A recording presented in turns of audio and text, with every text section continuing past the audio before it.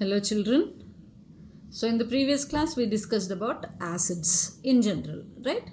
The general characteristics of acid, what are acids and like their chemical formulae, then uses of acids, then how the indicators show that the substances which are given are acids, organic acids, inorganic acids and all that, right?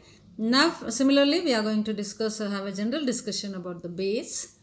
Okay, all right. First, know the base names and their molecular formula. That is very, very important, right? Calcium oxide, CaO, sodium hydroxide, NaOH, potassium hydroxide, KOH, calcium hydroxide, CaOH taken twice. How do we read this one? OH taken twice, right? Calcium hydroxide, magnesium hydroxide, MgOH taken twice, iron hydroxide, right? FeOH taken twice. This is iron 2 hydroxide, iron 3 hydroxide, ferrous and ferric hydroxides, right? So FeOH taken twice, ammonium hydroxide, NH4OH. So these are the bases, right? And see, we have also bases which are soluble in water. Bases which are soluble in water. And bases which are soluble in water are called alkali. Right? So bases which are soluble in water are alkali. So an alkali, it can be said as like dissolved in water yields hydroxyl ions, OH minus ions. Usually H plus, whenever it is acid, so which particular substance will become an acid is that when it is dissolved in water, it gives out H plus ions. Right? So acidic medium, in the sense there in that particular substance you can find H plus ions. And when it comes for bases, it is OH minus ions. So when there are so many OH minus ions, then base is very strong. When many H plus ions are there, acids are very strong. So afterwards anyhow we will discuss about strong acids, strong bases and all that. But now it's only a general discussion. Right, so and when alkalis when dissolved in water will give you OH minus ions. Right, so what are the alkalis? Take a screenshot of this table. It's very, very important, children, because you need to know molecular formulae of different bases. Right, now what are the alkalis? Sodium hydroxide, potassium hydroxide, calcium hydroxide, ammonium hydroxide are the alkali. Alkali means the bases which are soluble in water. So these are the formulae, like usually what we come across in our lesson, right? Chemical formula of the bases which we come across in bases. Now how to identify a base? So like in the previous class we discussed about acids are sour in taste. All this we have discussed in 7th, 8th, 9th classes also. Now it is like in case of bases, they taste like they feel like soapy. So that means when you touch the bases, like, and then they are very slippery and then they like taste like soapy. When rubbed between fingers, like or when put in water, you can see that the foam coming out of it. So usually these are bitter for taste, right? Bitter in taste, and their solutions always feel like soapy and slippery. Okay, they are also corrosive in nature. And here the indicators, how the reaction takes place with indicator. Like a red litmus solution, like the color changes to, suppose if you are taking red litmus paper, the color changes to blue. Blue remains blue. In the table, in this table though it is not given, blue litmus paper if you put inside the base, it remains blue.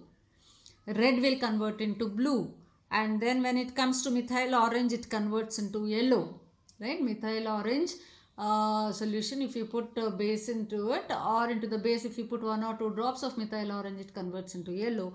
And phenolphthalein, colorless to pink. So phenolphthalein usually is a colorless state. So it converts into pink, or it turns to pink. So these are very, very important things that you have to remember, keeping objective, especially half mark and 1 mark questions in mind. So when we talk about the bases here, caustic soda and caustic potash are caustic in nature. They have strong burning action on skin and produce blisters, right? So you know what the meaning of blisters. So when something burns on your skin, how the wound is formed, such like those are blisters, right? So these are the basic things that we have to discuss. As we discussed about the acids, in comparison with acids, this is how bases are.